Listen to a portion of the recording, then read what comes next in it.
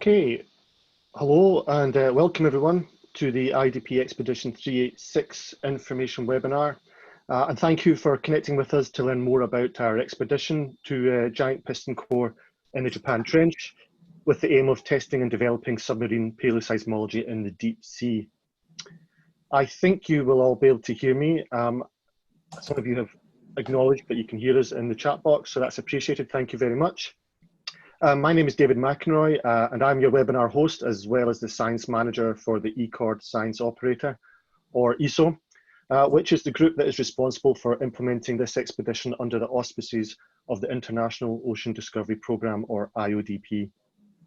For the first time in IODP, we are very pleased to be jointly implementing this expedition with our IODP colleagues in Japan at the Institute for Marine Earth Exploration and Engineering, or MARI-3, which is within the Japan Agency for Marine Earth Science and Technology, known as JAMSTEC. Joining me for this webinar is the Expedition Co-Chief Scientist, Professor Michael Strasser from the University of Innsbruck, and also the Expedition Project Manager, Carol Cottrell from the ECORD Science Operator. Unfortunately, our other Co-Chief Scientist, Ken Ikehara, is not able to join us as he is currently taking part in a separate giant piston coring cruise on the Kaimi until the 3rd of July, so he's currently offshore. We are also pleased to have our colleagues from MARI-3 and JAMSTEC on the line who will assist us in answering any questions you might have about the platforms that we will use for this expedition. So we're very pleased to have this opportunity to talk to you about the scientific and technical aspects of this expedition, and hopefully we can persuade you all to apply to join the science party. If you've chosen to enable your microphone, we will unmute the webinar for the question and answer session at the end, should you wish to speak. Please also keep in mind that this webinar and any chat box comments that you enter will be recorded, both of which will eventually be made public. Good, right, let's get started. In a few moments, I will ask Mickey to take over and explain the scientific objectives behind this expedition. After he is finished, Carol will explain how this expedition will be implemented.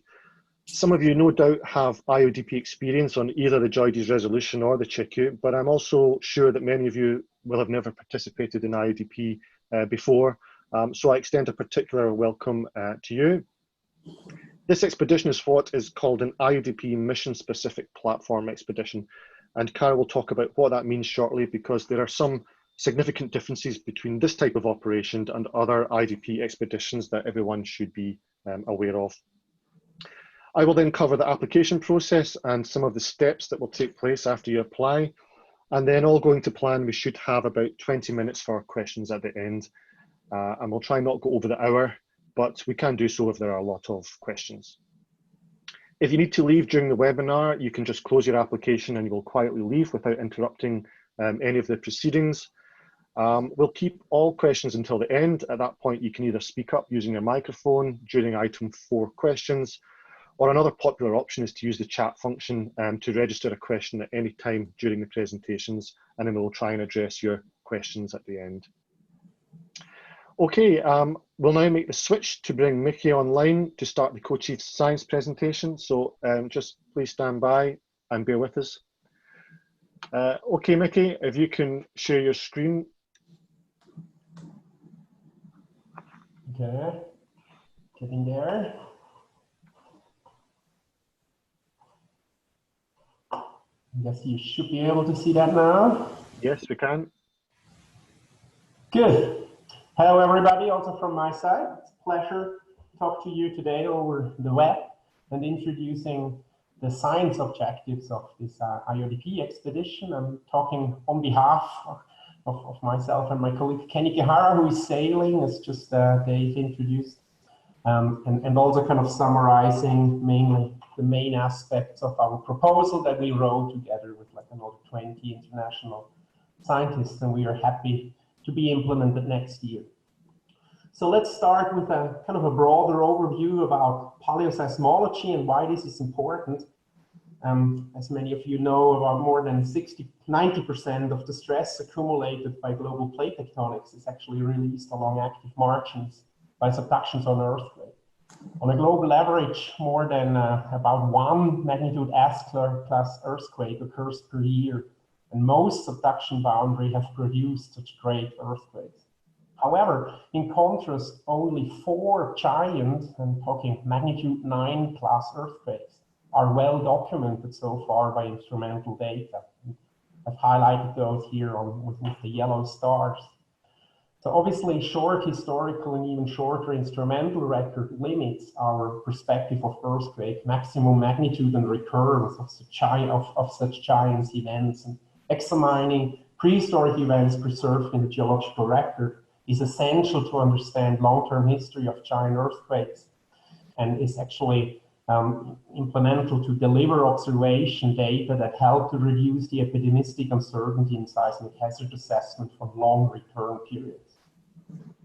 So submarine paleoseismology is a still rather young but highly emerging field that is a promising approach to investigate deposits from the deep sea where earthquake leak trace is preserved in the stratigraphic succession. And on that map, you just see a numbers of research sites that have mainly used standard conventional cores of maybe 10-meter length or so to study the history of various margins. However, at present, we lack comprehensive data sets, in particular long-term records that allow for conclusive distinction between quality and completeness of the paleoseismic archives.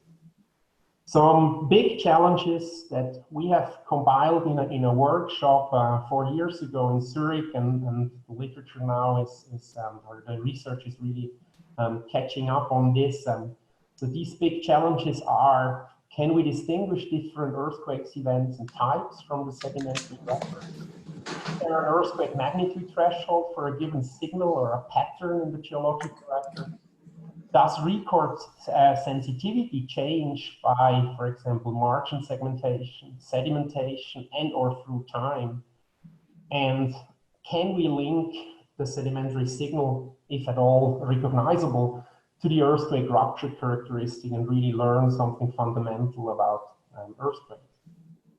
So these big challenges, if we can address them and if we can advance the science towards in this direction, then obviously IODP is uniquely positioned to provide data by coring sequences comprising continuous depositional conditions and records of earthquakes over longer time periods. And in that workshop 4 years ago, we have reviewed several sites, and I have identified some potential case study sites where IODP can be implemented. And in particular, the Japan Trench has been endorsed by the international science community to be a key study site where this can be tested. And this is just like in the general context of the IODP science plan. The current science plan has this challenge 12 that the occurrence of destructive earthquake, landslides, and tsunamis needs to be addressed. And in particular, that sampling and taking of event deposits and volcanic ashes will help determine the timing and size of past geohazards, ultimately allowing determination of earthquakes and landslides recurrence intervals. So this is the central theme of our IODP Expedition 386, where we want to test and develop the submarine paleoseismology concepts en route towards understanding earthquakes and tsunamis recurrence in the Japan Trench and eventually along other margins. So why the Japan Trench, and why we think this is such a great study site? The Japan subduction margin is really kind of the natural laboratory for studying earthquakes with different plate subduction systems. And in particular, the 2011 magnitude 9 earthquake, one of these 4 giant earthquakes that have been recorded so far instrumentally, left several traces, and we could study the processes there very well. So you can see the epicenter and the rupture area of the 2011 earthquake. But most importantly, the 2011 earthquake was the first event of its kind worldwide for which the entire activity has been recorded by offshore geophysical, seismological, and geodetic instruments. And we had several fast response research cruises that caught earthquake-triggered sedimentary mobilization in action. The compilation here on that figure, which we have also in our proposal, which you can download from the web for more information, shows at the stage of maybe 2 or 3 years ago, all the cores that have been selected after the earthquake and show different types of evidences. In particularly, I would like to highlight 2 things. One is that video observation up to 4 months after the Tohoku earthquake have imaged or observed huge, in this case, up to 40 meters thick turbide layers of basically still suspended fine-grained sediments that are basically just very slowly sedimenting in the up to 7-kilometer deep trench of the Japan Trench. And in the sedimentary record, as you can see here in the lower, where you have a XCT image of a core, very homogeneous sediments, and in particular, radionuclide data, which basically looks at the very youngest sediment fraction, shows that actually the entire sediment deposit is a very characteristic deposit, mostly composed of very, very young remobilized sediments. So this gives us a lot of hints of what actually is occurring when large earthquakes shake the ground and remobilize sediments. We can image all these deposits, and this is a recent paper by Arata Kyoka, where he basically used all the available subsurface image by parasound or chirp data, so very high resolution sub-bottom profiler image, to map the deposit of the Tohoku earthquake fingerprint in the deep sea. And we can even calculate some volumes and see where, how many deposits are deposited. More importantly, shallow subsurface cores here up to 9 or 9.5 meters in various trench basin positions reveal a distinct stratigraphic succession that indicates that what here is called the TT1, kind of in yellowish, which we can link by using radionuclide data and many other means to the Tohoku earthquake, Tohoku 2011 Tohoku earthquake layer, that actually we have characteristic, traceable, correlatable event stratigraphy further in the subsurface, here indicated by the TT2 and the TT3, which we can link to tsunami deposits on shore and historical known events, also tied or kind of ground truth to dating by tephra chronology. So overall, by now we can document that large earthquakes that are documented in history do leave distinct sediment deposits in the Japan Trench, at least over the last 1,500 years, and therefore that the Japan Trench is a promising setting for paleoseismology to study past earthquakes. There's a lot of other very interesting science coming out from studying these deposits, because we are also learning that it's not just sediment that is remobilized, but actually also a lot of carbon is mobilized, mainly due to the fact that these deposits remobilize, or that these earthquakes remobilize just a very thin veneer of the surface sediments that contain high amount of carbon. So this is a study that clearly shows that these 3 historical earthquakes, they are remobilizing pre-aged organic carbon, and we can even start to study how is the carbon cycle and the effects of this carbon remobilization. But most importantly, it also gives us a means for dating these events, because we are in 7 to 8 kilometer water depths, far below the CCD, and I'll come back to that in 5 minutes or so. So we also have to apply and maybe further develop innovative tools for studying Hubble zone sediments and dating stratigraphic succession below the CCD. So how does the Japan Trench huddle zone looks like? What's the geological setting? Basically, we are in the subduction zone of the the Pacific Plate being subducted below here our Eurasian plate.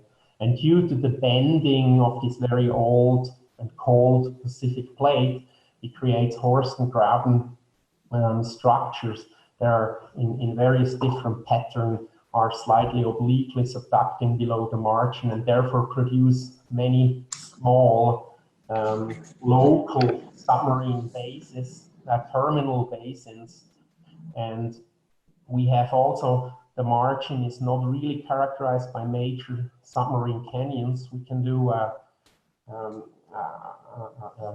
kind of a flow accumulation modeling, which is another study just submitted by postdoc Arata Kyoka, where would the different sources be collected and where would they be terminated in these small basins. We actually only have a larger canyon, or like a semi-large canyon, in the very south and in the very north that connects to the shelf, whereas the entire central part of the margin actually is just collecting the sediments from the mid and lower slope.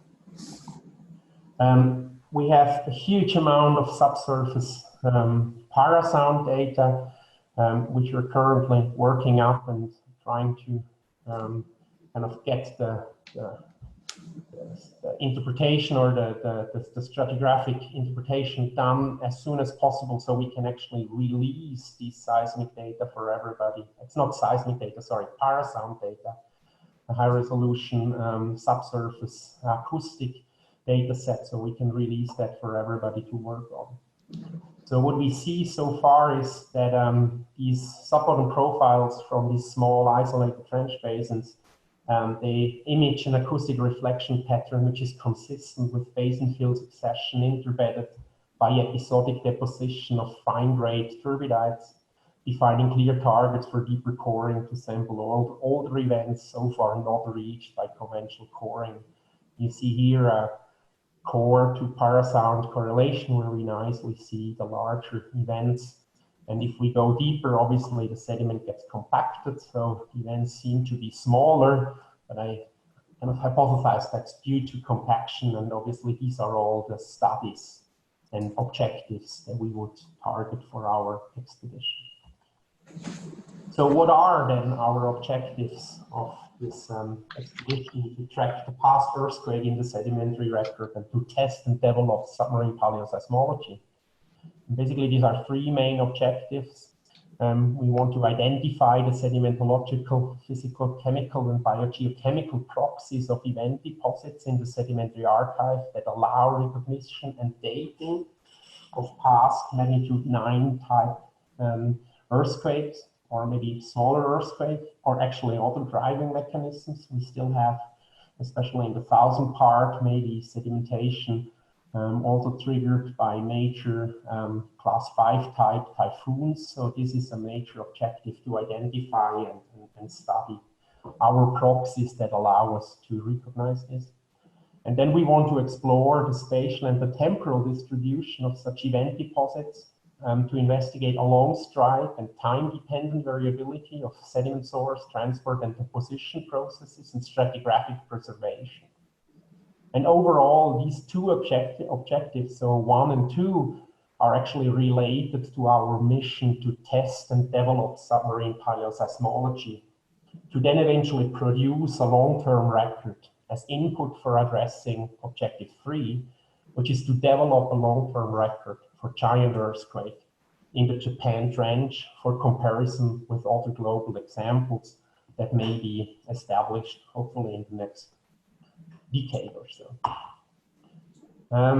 So what is our approach, and getting a bit closer to where we will core?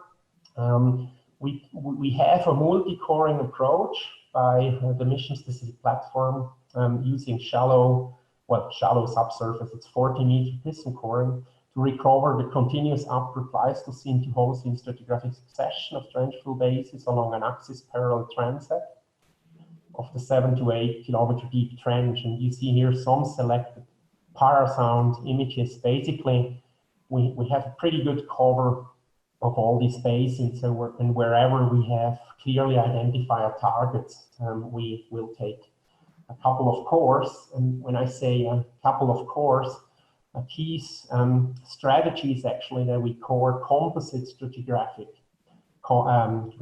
couples. And this is a two-side couples that will allow for coring both an expanded as well as a condensed stratigraphic section to fundamentally study local depositional heterogeneities, as well as reaching further back in time on the more condensed sections. And should allow to give the data and means to actually test all these concepts I've introduced for our objective 1 and 2. So you can see some examples that where we will get composite stratigraphic sections, and each side is proposed or will be cored if time allows to do at least double coring, so we get really the full stratigraphic succession, and we'll sample enough material also for whole round experiments, be geotechnically or geochemically or biogeochemically or whatever interest science research you would like to do within this expedition. So overall, the plan is that we have 18 primary sites and or 13 alternate sites. We will really depend on how efficient we can core. So we have a very flexible and multiple option coring plan to test this multi-method application and to characterize event deposits, for which the stratigraphic expression, spatial temporal distribution then will be used to analyze proxy evidences of earthquake. And this, of course, requires a huge like shipboard, but mainly also post-cruise research. And I'm just presenting some examples which will be fundamental to achieve the objectives, but there are many more studies that can be done. So the proxy evidences of past earthquake will include things like morphometry, like X-ray CT and maybe even micro X-ray CT is currently revolutionizing our way on how we look at fine-grained sediment deposits and their structures. We have a whole suite of different provenance analysis tools. This is just as an example, some multivariate statistics of XRF data, but there are many other proxies, be it chemical or sedimentological, or also organogeochemical, or biological, or whatever, that we understand where the sediment is coming from, how was it transported, where it's remobilized, in order to identify the source and transport depositions. And a key objective will also be that we actually study how proxy evidences are established and how post-depositional processes in this Haddle zone environment, which actually is heavy underexplored. So there's not many studies of ultra deep trenches. So we will add great amount of hopefully very good core recovery and great data to just study how sedimentary sequences and event stratigraphy develops in this underexplored environment of the ultra deep sea. These are just examples. And then of course it's all about stratigraphy. It's event stratigraphy and correlation, and here some of the key tools we will be using, and maybe many of you have some more innovative ideas how to address the challenge of dating sediments below the CCD, which is obviously bio and tephra stratigraphy. The Japan Trench has an excellent record, and this is a time scale here, so this goes back for 100,000 years. which is kind of based on our current knowledge on sedimentation rate, might be about the time that we will cover with our course. We have several tetra layers and radiolarian bio-events that we can use to, we will be looking at secular variation using magnetic stratigraphy, some work by Toshi Kanamatsu using cores from the Japan Trench indicates that this is a promising tool. And these advanced radiocarbon analysis that have been published by Bao and the group of ETH Zurich and Woods Hall and Innsbruck, where we are looking at some innovative tools and ideas how we can get relative age constraints to date like the time in between events by using advanced radiocarbon analysis.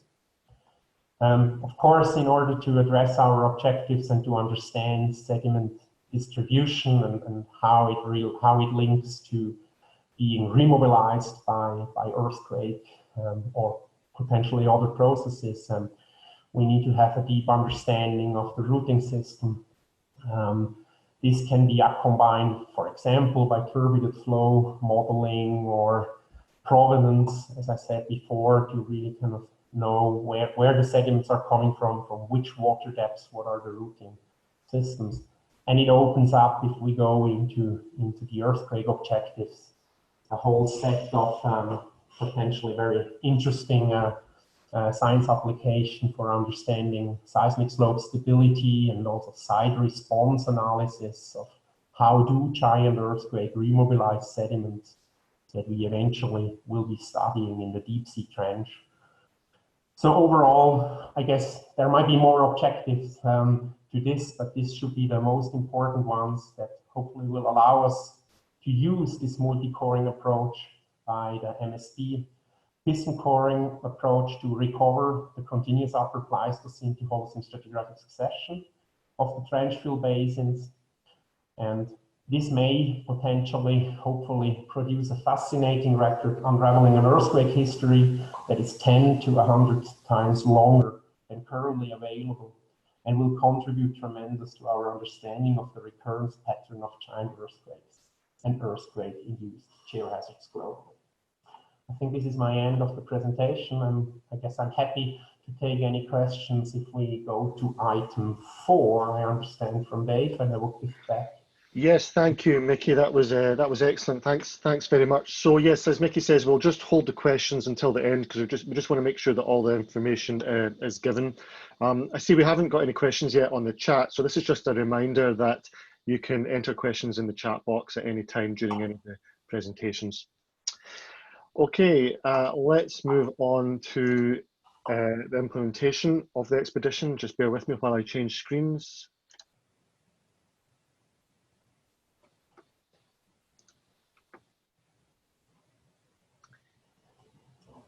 Yes, so as I've said, this expedition has been run as a mission-specific platform expedition, and I'd now like to introduce Carol Cotterill, who is both the expedition project manager and also the ESO outreach manager. And Carol will give an overview of how this expedition will be run as an MSP expedition. So over to you, Carol, please.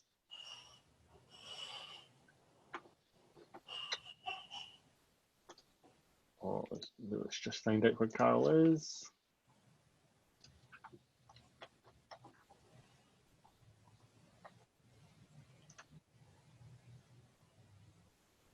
Thank you.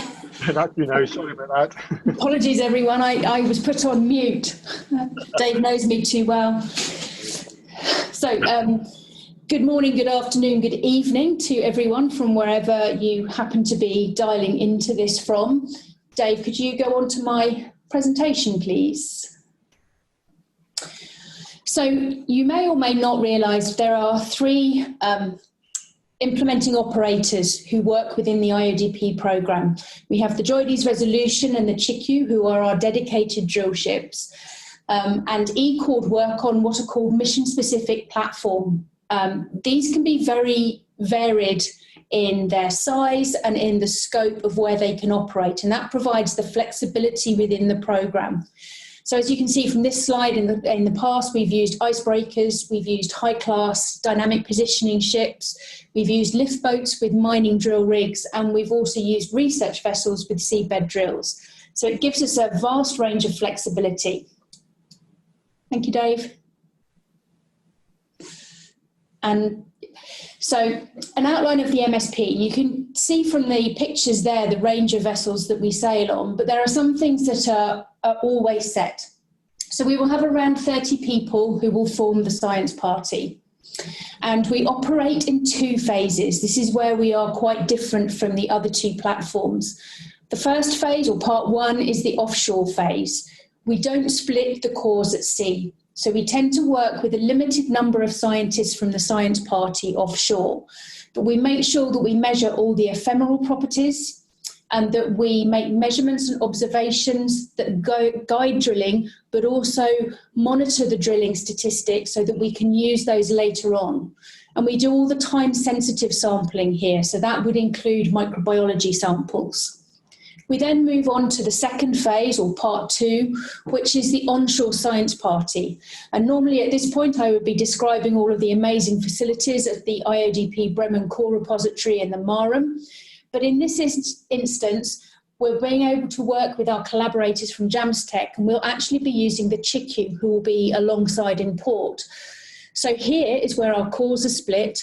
We undertake all of the IODP measurements, the description, the sampling. That's both for shipboard analysis and also for post-cruise scientist research. And all scientists attend that onshore science party in Japan. And both of those phases or parts make up the whole expedition. Thank you, Dave. The provisional schedule that we have is the offshore phase will last approximately 50 days. It will run approximately from April to June 2020 out of Tokyo, and it will be on board the research vessel Kaimei that again JAMSTEC and MARE 3 are allowing us access to. The onshore science party will be up to 4 weeks in length and will run from mid-October 2020, and that will be on board the drilling vessel CHICU. Now, the exact dates are to be confirmed here, but dates will be confirmed in invitation letters should you want to apply and you are successful in your application. But these gives you broad sort of timelines of when things might be happening with this expedition. Thank you, Dave. So this is the Kaimei. This is what we will be running our offshore operations from. And the next slide. And we'll be using the OSIL JAMSTEC Giant Piston Corer for this. So you can see here on the slide, there are some examples of the piston corer. It lies along the one side of the vessel and gets lowered over the side of the vessel, swung to a vertical position and then deployed. The cores will come down onto the deck space that you see in the top photograph there, and will then move through to be processed in a normal IODP processing fashion into a large lab space. Thank you, Dave. The coring strategy, as Miki has already mentioned, we will continuously core at up to 18 primary sites, and there is a potential for one 20-metre hole and one 40-metre hole at each site. There will potentially be operational factors that could influence this strategy while we're at sea, and that could be the rate of progress, how long it actually takes us to acquire the cores, the core recovery, weather, breakdown, things like that. So we do build in flexibility into all of our expeditions, and this can include alternate sites. It could include doing more than 2 holes at one site if we're not getting the return that we need, and there are multiple coring strategies as well. So these will evolve over the next few months. Some of them will be listed in the scientific prospectus that should be out in August, but there will be a level of flexibility on the platform as well. Thank you, Dave.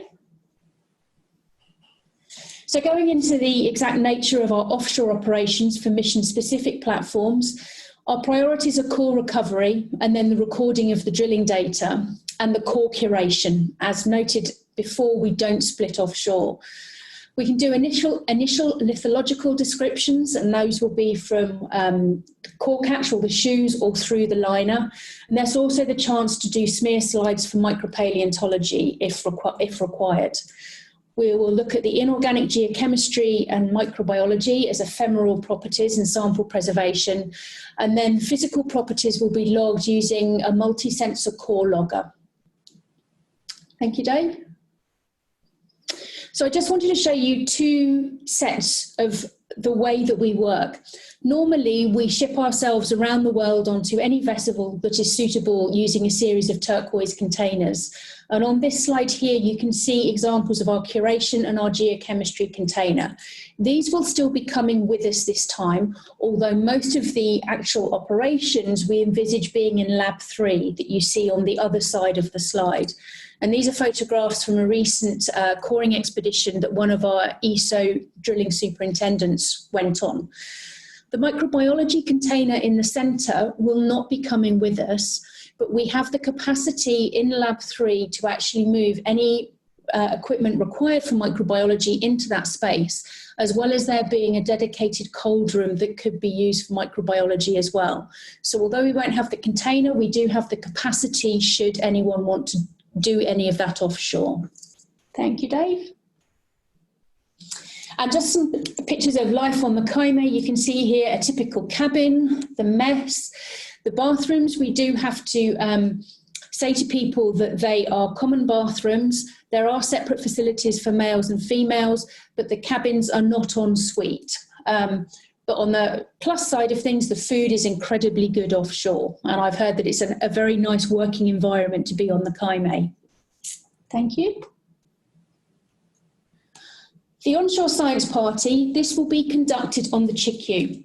And these are a list of the measurements that we will make while we're there. So you can see some images there that have been taken from the IODP Bremen Core repository. We will be having exactly the same equipment, but on the Chikyu instead. CT scanning will happen on whole cores. This will definitely be started prior to the onshore science party so that the information is there to guide the science party when we start splitting the cores. It is also likely that thermal conductivity will happen prior to the onshore science party. The colour reflectance and high-resolution digital imaging of the split cores will happen once the science party has started, along with all the usual processes of core description, discrete physical properties, microbiology, paleomagnetic measurements, and then sampling for the post-expedition research. Thank you, Dave. This is the Chikyu, this is her alongside, and this is where the onshore science party will be based. And there are diagrams there of 4 of the decks that comprise the Chikyu lab stack. And we're mainly going to be utilising the core processing deck, the lab street deck, and then the lab management deck. Thank you, Dave. So starting with the core processing, if you could just flick through these, please, Dave. So the first thing that will happen will be the CT scanning, and that is run by technicians on board the Chikyu, and as I said, that will happen prior to the onshore science party. The MSCL is located there, but all of the MSCL measurements we understand at this point in time will be conducted offshore. And thermal conductivity will also be conducted prior to the onshore science party. The cores will then be split, and a lot of the standard measurements in the description will happen in the very large core lab that you can see there. The image that is at the bottom on the left-hand side as you look at the slide is the paleomagnetics lab. And there, because of the size of the cores, we won't be able to run U-channels, so it will be discrete measurements at this point in time. Thank you, Dave. We then move down a deck onto the lab street deck. And this is where most of the geochemistry will happen, the processing of the interstitial water and any additional squeezing that needs to be done, along with XRD, XRF and SEM measurements. So there are special rooms dedicated to each of these that we can move around, and all the facilities are amazing on the Chikyu, so I don't foresee any problems with any of this, she says, very hopefully. Next slide, please, Dave. There are other facilities as well. So this is moving down yet another deck There is a very large meeting space, individual working areas. There's also a lounge room for people when they're off shift, if they want to get together and, you know, enjoy a film or just have a chat or start up a knitting club. That has been known on some of our expeditions. There is also a fully equipped gym, and don't forget to bring your swimmers if you're lucky enough to be on the science party, because there is a sauna and a jacuzzi. So life on the Chiku will be very, very pleasant indeed, with fantastic facilities, and we look forward to welcoming you. I think that was my last slide. Thank you, Carol. Thanks very much. That was a great overview. Yes, so that now concludes the implementation section of the webinar. So before we move on to the questions, I'd like to talk to you about the application process and what the next steps are. So if you haven't already found it, please visit this web address, iodp.org/expeditions/apply to sail. This will take you to the main IODP apply to sail page, which lists the various program member offices of IODP. These program member offices, or PMOs, they coordinate the application process for scientists, and scientists should apply through the relevant program member office. The program member offices are national support bodies, and they're responsible for coordinating the participation of scientists from member IODP countries. And part of their role is the collating and reviewing of science party applications before sending them on to ESO for final selection. So importantly, program member offices also coordinate support for scientists who join the science party, and the level of support does vary from office to office. So as well as submitting your application through your relevant office, and you can see there are 8 program member offices in IODP. So as well as submitting your application through your relevant office, I would urge you to ask them or consult their web pages for information about participation support for this expedition. The level of support does vary quite widely. The expedition obviously pays for your accommodation and subsistence while you're offshore and while you attend the onshore science party on board the Chiku, but all other costs must be paid by your local program member office or from other sources. So these other costs are things like travel to and from the ship and the onshore science party, post-expedition grants to help you work on samples, travel to post-expedition meetings, and in some cases also salary compensation. So in a lot of cases, the program member office will pay for these costs, but in other cases, the support can be limited, and you have to find that support from somewhere else, which is most likely from an external grant or perhaps from your own institute. So please try and get that information from your program member office as early as possible to help you manage your participation. We're lucky today to have online with us some representatives from various program member offices. So when we get to questions, they can help reply to any questions that you might have about participation. If you happen to be from a country with no representative present today, we will still do our best to give you an answer.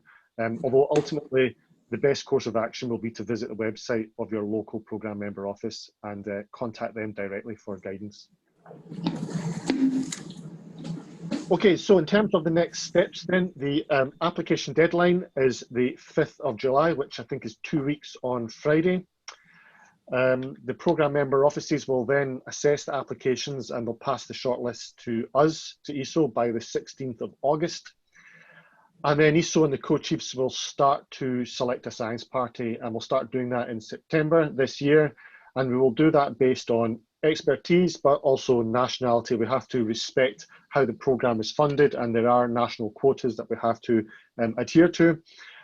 So in terms of national quotas then, we have 10 berths available for ECORD nations, so European countries, plus Canada. We have 8 berths for USA scientists, and we have 4 berths as standard for Japanese scientists. For the associate members, so that's China, Korea, India, Brazil, and Australia/New Zealand, they all get 1 each, so that's a total of 5 positions.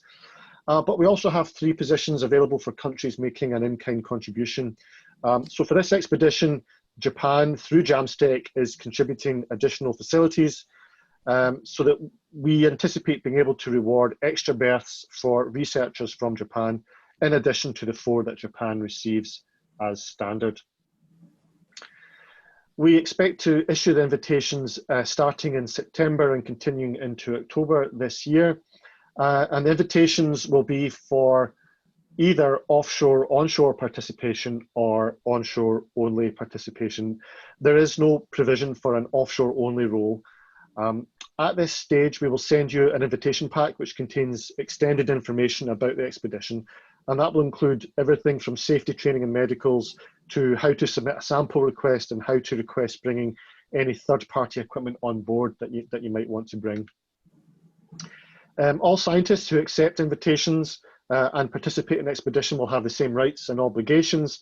The two main ones are that you will have 1 year exclusive access to core and data, and you will have, your main obligation is to publish your personal research in a peer-reviewed journal within 20 months. So if you want to know more about your rights and obligations, I would encourage you to visit the policies page on the IDP website, and in particular look at the IDP sample data and obligations policy, the May 2018 version at that web page. Good, so I hope you found these presentations useful and that we've given you an idea of what this expedition will entail. We'll now move on to questions. So what I'll do is I will lift the restriction on mute so that people, if they want to, can unmute themselves to ask a question. So if you want to do that, please go ahead and unmute and go ahead and speak. In the meantime, I'm going to refer to the chat box and pick up any questions that happen to be waiting there. And if you want to, you can also add new questions to the chat box. So I'll just make sure that Mickey is unmuted. Yes, so Mickey, the first question, I hope you can see it. What are the limitations of using radiocarbon measurements when dealing with turbidites? Well, okay, that's actually one of the biggest challenges overall. I think what we know by now from all the research we have done so far in the Japan Trench is that we really need to have a lot of radiocarbon analysis. So when we currently have this high throughput bulk organic carbon dating, where we date basically every 10 centimeters or so, and we use the ramp pyrolysis approach to date different temperature fractions. And from these results so far, we learned that actually the limitations to absolutely date event deposits are quite high. So it's going to be difficult to really use absolute age dates. But for this, we will have tephra time markers. But there is huge potential for using high throughput radiocarbonates and ramp pyrolysis radiocarbonates for using for constraining floating chronologies that we get quite precise, like inter-event ages. And once we can tie this to time markers from tephra chronology or other means, we are hopeful to be able to get really constraints on floating chronologies. So I hope this answers at least partly this question. But obviously, this is the main challenge here, and we really invite scientists with all the innovative ideas to address this challenge to join our party. Thanks, Mickey. Next question I see here is, how does the core sectioning and sampling of what does the core sectioning and sampling offshore look like? Yeah, so I can start to address this one, and it might help address one further down as well about taking samples out of the core sections offshore. So obviously the 40 meters or the 20 meters from the giant piston corer comes up in one go. And how it is done is that the bottom section of the giant piston corer is removed to allow access to the first 5 meters of the total length. That will be the total length of the liner will then be cut into 5 meter sections initially and lifted out. One of the reasons for doing this is purely operational. We can't do it any other way because the deck space of the Kaime is only 43 metres long, and we have a 40-metre barrel sat on deck. So unless we're doing things over the side, we can't do it any other way. Those 5-metre sections will then be cut into 1-metre long length sections, but starting from the top down, so that everything will start to come through the rest of the core flow in the correct way. All of those will be imaged. So at that point, it might be possible to take sediment samples from those splits at 1 metre intervals. The co-chiefs at the moment, and again, Mickey, back me up or correct me if I'm wrong here, have requested that no other samples are taken, or that nothing is, those 1 metre sections are not cut into until everything has been run through the CT scanner, so that we have images for everything, for the whole amount of core material recovered. Now, there has also been talk to help with the microbiology side of things, that where possible, every 5th hole could be a microbiology designated hole, so that it might be possible, not at every site, but at some sites, to take a core that is dedicated to microbiology and could therefore be sampled offshore. And I don't know what the second question there is referring to about samples from the core sections offshore, but again, it might be possible to use that one. But I'm going to go over to Mickey there for any comments, any further comments?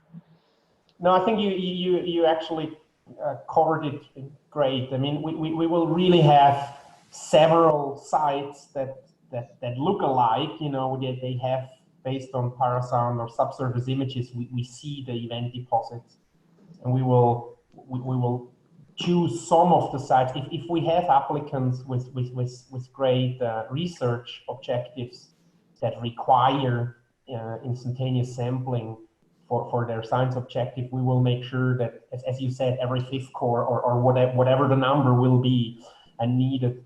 And the strategy there would be to double core these sections. So we would still have a complete section for knowing the CT microtexture and entire, but then just basically invest another 6 hours or so of getting yet another core, which we then would dedicate for this personal sampling to address the individual research objective. Okay, thank you. Then another question here, it's from, Jean-Noel Proust. Hello, Jean-Noel. Is there any technical possibility of getting oriented cores? So my view on that is I believe that is not possible from a giant piston core, but I will stand aside for somebody who knows the systems better. So if there's anybody else within ESO or on the Jamstech side who would know an answer to that, you know, please just raise your hand and I will unmute you for your answer, but I don't believe that is possible with giant piston coring. I can put my neck on the line for this one again. From the discussions that we were having this morning, I don't think it is going to be possible to orientate the core at all. The main reason being that the system is effectively free falling through kilometres of water before it gets there. So we're not going to be 100% sure what orientation it lands in, apart from upright. Excuse me, this is Lena Maida speaking from Jamstech. Hello, yes, hi, thank you. We can put the orientation sensor on the weight head. It might help to get some idea about the orientation, but I need to check with the technical stuff if it's possible, and I will do that. Thank you. Thank you, Lena. Thank you very much. Now, there's a question, next one question here about geochemistry. How is it ensured that pore water is not distributed and or altering layer-specific compounds during storage before splitting on shore? So for that question, I think I'll have to refer that to our geochemist in Bremen. Hopefully they will be able to speak. Are you on the line, Bremen?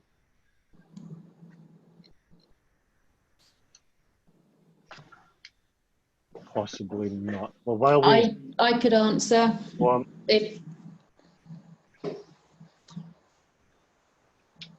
No.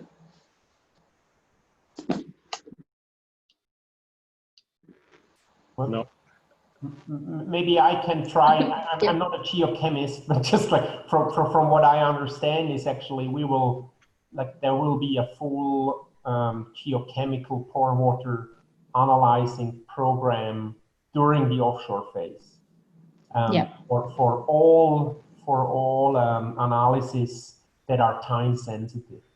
And we just had discussion over the last couple of days between the co-chiefs and the EPM that we actually prioritize pore water sampling. So basically the first thing that happens when the core comes on deck offshore onboard time A is that we sample pore water, I guess by rhizomes. Yeah. And it goes directly into the container, into the geochemistry container, and geochemists will sail offshore. Yeah. So as Mickey was saying, the first thing that is done after core curation, after the sections have been labelled and capped, is that rhizomes will be inserted. The standard that we do is 1 per section. So this would be rhizome sampling 1 per metre in this case. We have done more than that where there have been significant demands on the amount of pore water required for research afterwards. But all of the pore water that is required is calculated, and then that is extracted straight away. The ephemeral measurements are then undertaken offshore, so that would be your pH and your alkalinity are done offshore. And then the pore water is then stored in a specific ways to maintain its integrity, and then the rest of the analysis is conducted onshore. So we don't leave any pore water or interstitial water sampling until the onshore phase to avoid what you've just raised there. So everything will be taken offshore. The last part of your question, the cores are stored horizontally to avoid too much mixing, and it also helps with storage space. And they will be stored at +4 degrees.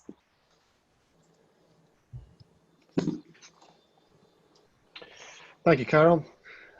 Next question, what is the resolution of the CT scans? That I do not know off the top of my head, but perhaps Mickey or one of our Jamstack colleagues could help with that question.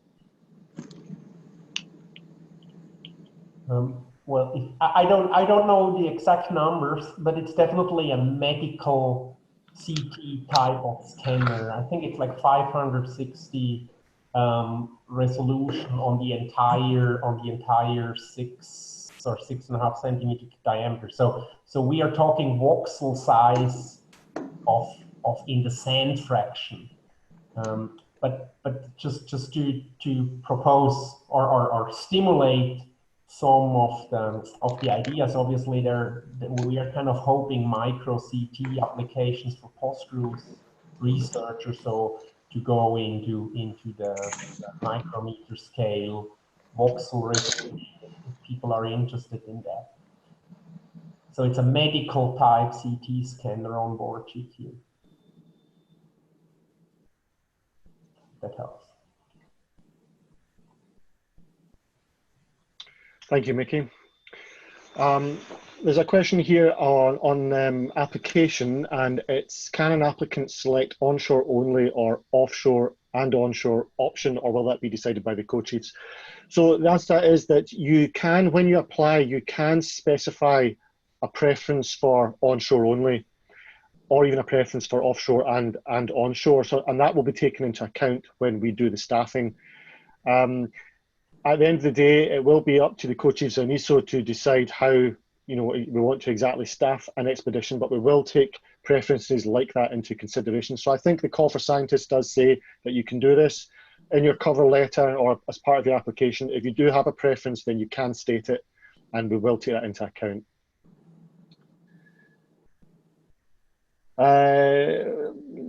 Also, Dave, can I just say we've just had an answer from Lena on the resolution of the CT scanner that a slice is 0.62 mil.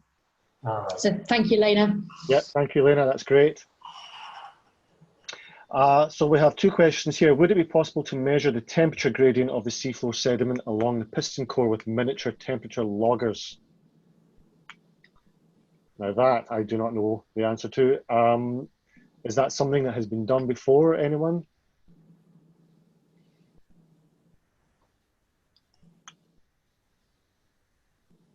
We played around it during some conventional piston coring expedition. I guess in principle it would be possible, but obviously this needs to be discussed with the Kaimei technicians. This to me sounds like some kind of ancillary program or so, but it would definitely be interesting to look into options. Yeah. There is a reply from Lena saying that unfortunately it's impossible to attach a temperature sensor onto the GPC. Okay. In terms of additional CTD measurements when sampling the piston cores, I suppose there could be the possibility of doing a CDT drop at some points during the expedition. Obviously, doing any activity like that would take away time for coring. So unless there's maybe a problem with the coring and we could do that activity instead, that could be possible. I don't think actually doing a CDT run at the same time as coring would be possible unless there was some CDT apparatus carried on the piston core itself, which I believe is not the case.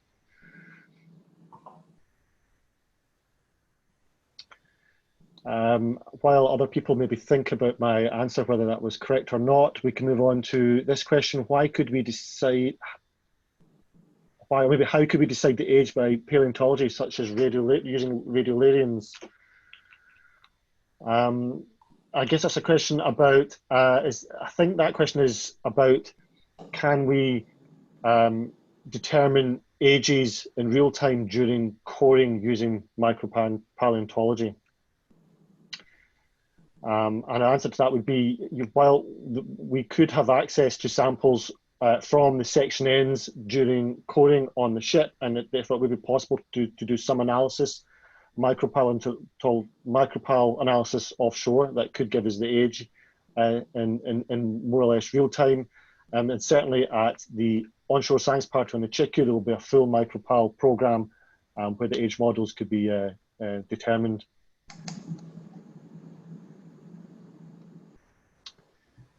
And we'll take this question here.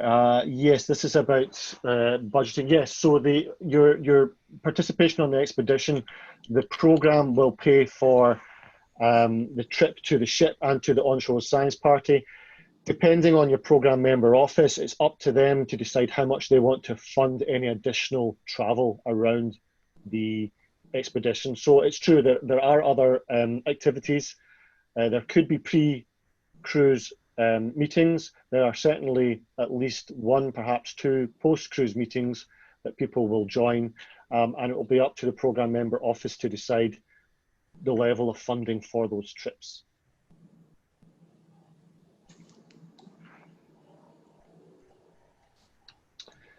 Okay, any other questions that people want to submit either through the chat or by speech? We're 3 minutes past the hour, so we're probably close to the end for this webinar. So if there are no more questions, I would just like to finish up by thanking Mickey for his presentation, and also Carol as well for her presentation. Thank you very much to our other colleagues who have helped answer questions in the chat. And lastly, thank you very much to everyone who took the time to come and listen to us. And I hope that you found what we said interesting, and we very much look forward to receiving your applications. I'll be sending a link to a recording of this webinar, so you can share that with any colleagues that might have missed out. So please look out for that coming your way soon. Okay, thank you very much everyone for joining, and I will close the webinar now. Thank you. Thank you. Thanks a lot. Bye.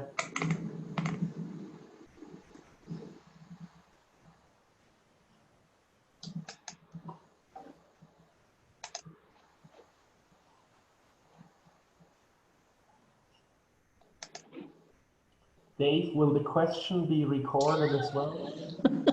Yes, we have the questions will be recorded as a text file. so we can share that. Some very good ones. Yes, yeah. Yeah.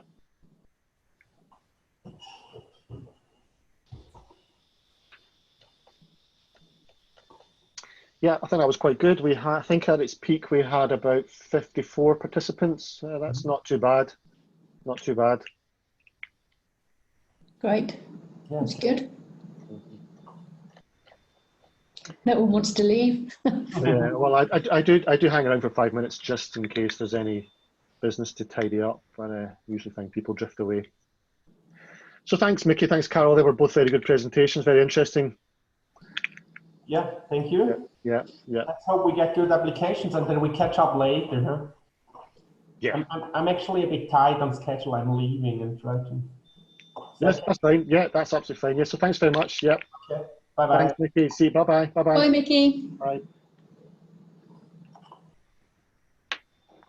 Do you need me to hang around just in case there are any questions? I'll just hang around for 5 minutes and then I'll close the meeting. Yeah. So thanks very much, Carol. I know you've got a busy day, so that was really nice of you to fit that in for us.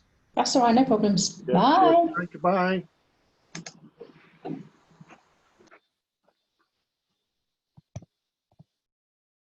Dave, I will check the temperature sensor logger, but it's very difficult to because of deploy operation. Yeah, Lena, thank you so much for your contribution. Yeah, and thanks for taking that action forward. It would be good to find out for sure if what's possible in terms of putting extra things onto the corer, but I imagine it must be difficult. Yeah. Yeah. So thank you very much. Anyway. Yes. No. Thank you for helping out. That was great. Thanks a lot. Okay. Bye bye now. Bye bye now. Bye.